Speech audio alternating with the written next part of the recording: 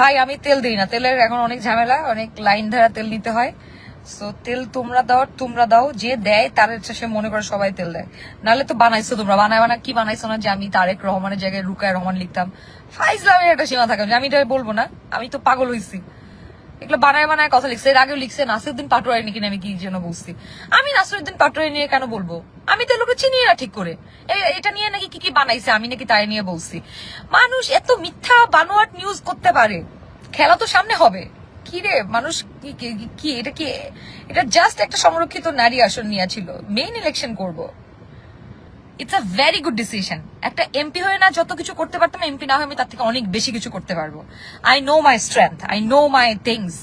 So আমি একটা platform হলে হয়তো ভালো হইতো, বাট নো ম্যাটার হোয়াট আমি সময় কাজ থামাবো না। সো হয়তো অফিসিয়ালি হয় নাই, কিন্তু আমি বিএনপির হয়েই কাজ করছি।